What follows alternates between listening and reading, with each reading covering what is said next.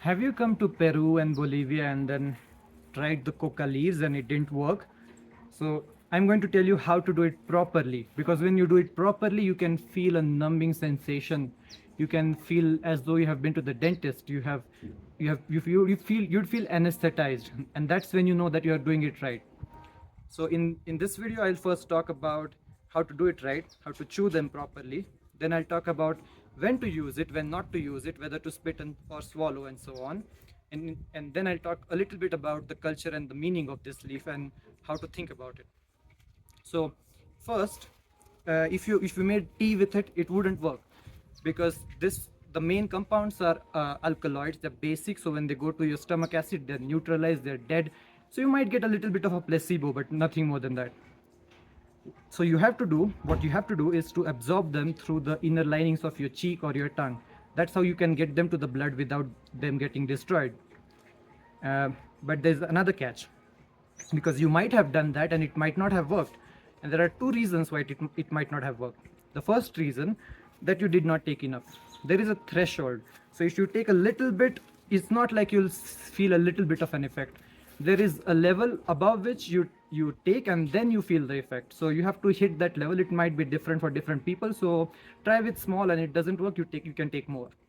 Another thing, and most importantly, you have to use you have to make your mouth basic.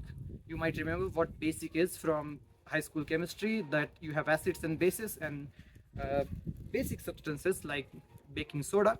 It can work like this. It's sodium bicarbonate that they use here, and I recommend that you do that. But they also have something called lejia, that is lye. So lejia dulce means sweet lye. They also have lejia picante, so you can also have this black substance. It's interesting, but it's not reliable as baking soda is. In India, they also use calcium carbonate, I think, uh, to chew tobacco. It's something like that. You have to make your mouth alkaline. So as I take the amount and I show you how to chew this, I will talk to you about when to do this and when not to do this. Because you have to understand that this is a medicine. It's a medicinal plant. It's not recreational. You can't be sitting in your room and chewing this and waiting for an effect to come. That won't happen. But you could take this and then you could climb a mountain like we are about to do, or you could climb that mountain. You could swim in cold waters. You could go hungry for a while. I mean, you wouldn't feel hunger. That's the point. So it enhances your physical capabilities. It makes you more endurant.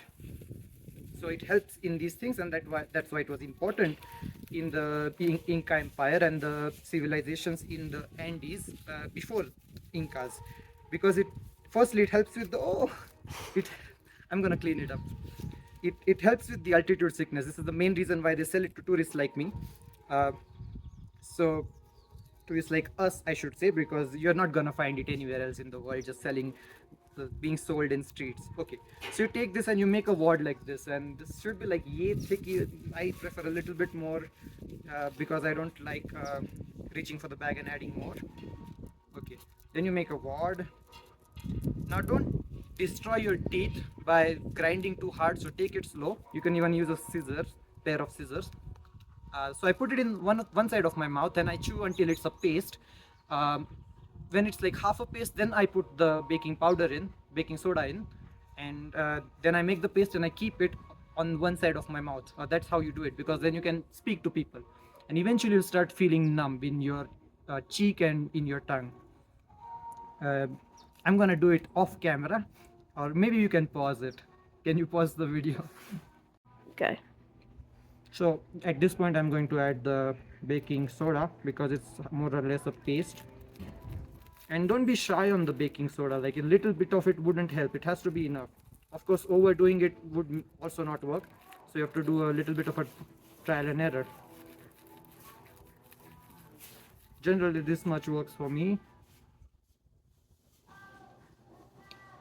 And then I mix it up with the leaf. The coca leaf is very important to people today that live in Bolivia, in the high altiplanos as they call it, in Peru and in Bolivia, because of its medicinal value. But it's also okay. There are two things. It is important, like tea is important to Indians because it's just something ordinary. and it's also something sacred. Now, of course, I can't give an equivalent. So you have to treat it with respect. It's a medicinal plant that they have been cultivating on these agricultural terraces that you see for a very long time, thousands of years. So, and the problem with the, is recent, and the connotation is really unfortunate. It's like comparing, let's say, bread or chapati, something healthy, with a sugary drink. You can take a bunch of sugar, mix it in a liter of water and drink it at once. It's like that. Both of them, the active compound is sugar, glucose, but you could get it through chapati, or you could get it through a bunch of energy drinks, and it's not the same. The effects are entirely different, and this is what I wanted to share with you. How to chew them properly, because a lot of people, just the tourists especially, don't know how to chew it, and then they could be chewing it to help with the altitude sickness. And especially, even if you're not sick, if you're going to climb this high, and you're not like you're not from here, so you're going to get tired, so it helps. Also, I went swimming in very cold waters recently, and it really helped. So thank you.